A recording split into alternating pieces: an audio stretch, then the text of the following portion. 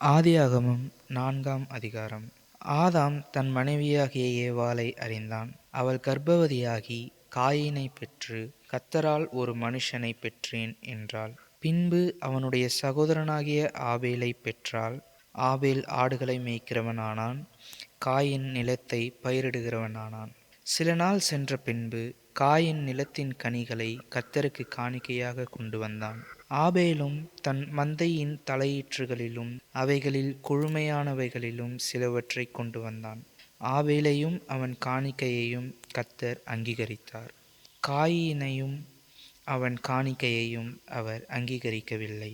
அப்பொழுது காயீனுக்கு மிகவும் எரிச்சல் உண்டாகி அவன் முகநாடி வேறுபட்டது. அப்பொழுது கர்த்தர் காயீனை நோக்கி, உனக்கு ஏன் எரிச்சல் உண்டாயிற்று? உன் முகநாடி ஏன் வேறுபட்டது? நீ நன்மை செய்தால் மேன்மை இல்லையோ? நீ நன்மை செய்யாதிருந்தால் பாவம் வாசற்படியில் படுத்திருக்கும். அவன் ஆசை உன்னை பற்றியிருக்கும். நீ அவனை ஆண்டு கொள்ளுவாய் என்றார். காயீன் தன் சகோதரனாகிய ஆபேலோடே பேசினான். அவர்கள் வயல்வெளியில் இருக்கும் சமயத்தில் காயீன் தன் சகோதரனாகிய ஆபேலுக்கு விரோதமாய் எழும்பி அவனை கொலை செய்தான். கர்த்தர் காயீனை நோக்கி, உன் சகோதரனாகிய ஆபேல் எங்கே என்றார். அதற்கு அவன், நான் அறியேன், என் சகோதரனுக்கு நான் காவலாளியோ என்றான். அதற்கு அவர், என்ன செய்தாய்? உன் சகோதரனுடைய இரத்தத்தின் சத்தம் பூமியிலிருந்து என்னை நோக்கி கூப்பிடுகிறது. இப்பொழுது உன் சகோதரனுடைய இரத்தத்தை உன் கையிலே வாங்கி கொள்ள தன் வாயை திறந்த இந்த பூமியில் நீ சபிக்கப்பட்டிருப்பாய். நீ நிலத்தை பயிரிடும்போது அது தன் பலனை இனி உனக்கு கொடாது. நீ பூமியில் நிலையற்று அலைகிறவனாயிருப்பாய் என்றார். அப்பொழுது காயீன் கர்த்தரை நோக்கி, எனக்கு இட்ட தண்டனை என்னால் சகிக்க முடியாது.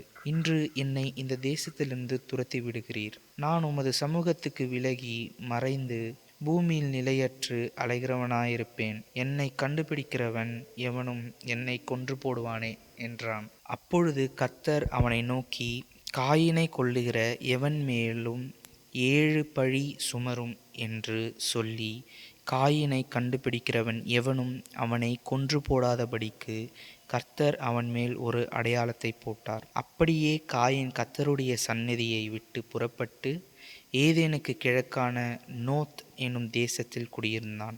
காயீன் தன் மனைவியை அறிந்தான். அவள் கர்ப்பவதியாகி ஏனோக்கை பெற்றாள். அப்பொழுது அவன் ஒரு பட்டணத்தை கட்டி அந்த பட்டணத்துக்கு தன் குமாரனாகிய ஏனோக்குடைய பெயரை இட்டான். ஏனோக்கு ஈராத் பிறந்தான். ஈராத் மெகுயவேலை பெற்றான். மெகுயவேல் மெத்தூசேவேலை பெற்றான். மெத்தூசவேல் லாமேக்கை பெற்றான். லாமேக்கு 2 ஸ்திரீகளை விவாகம் பண்ணினான். ஒருத்திக்கு ஆதாள் என்று பெயர், மற்றொருத்திக்கு சில்லாள் என்று பெயர். ஆதாள் யாபாலை பெற்றாள். அவன் கூடாரங்களில் வாசம் பண்ணுகிறவர்களுக்கும் மந்தை மேய்க்கிறவர்களுக்கும் தகப்பன் ஆனான். அவன் சகோதரனுடைய பெயர் யூபால். அவன் கின்னரக்காரர் நாகசுரக்காரர் யாவருக்கும் தகப்பனானான். சில்லாலும் தூபால் காயீனை பெற்றாள். அவன் பித்தளை இரும்பு முதலியவற்றின் தொழிலாளர் யாவருக்கும் ஆசாரியனானான். தூபால் காயீனுடைய சகோதரி நாமாள். லாமேக்கு தன் மனைவிகளை பார்த்து, ஆதாளே சில்லாளே, நான் சொல்வதை கேளுங்கள். லாமேக்கின் மனைவிகளே, என் சத்தத்துக்கு செவி கொடுங்கள். எனக்கு காயம் உண்டாக ஒரு மனுஷனை கொன்றேன். எனக்கு தழும்புண்டாக ஒரு வாலிபனை கொலை செய்தேன். காயீனுக்காக 7 பழி சுமருமானால் லாமேக்குக்காக 77 பழி சுமரும் என்றான். பின்னும் ஆதாம் தன் மனைவியை அறிந்தான். அவள் ஒரு குமாரனை பெற்று, காயீன் கொலை செய்த ஆபேலுக்கு பதிலாக தேவன் எனக்கு வேறொரு புத்திரனை கொடுத்தார் என்று சொல்லி அவனுக்கு சேத் என்று பெயரிட்டாள். சேத்துக்கும் ஒரு குமாரன் பிறந்தான். அவனுக்கு ஏனோஸ் என்று பெயரிட்டான். அப்பொழுது மனுஷர் கர்த்தருடைய நாமத்தை தொழுது கொள்ள ஆரம்பித்தார்கள். கர்த்தர் தாமே இந்த வார்த்தைகளின்படி உங்களை ஆசீர்வதிப்பாராக. ஆமேன்.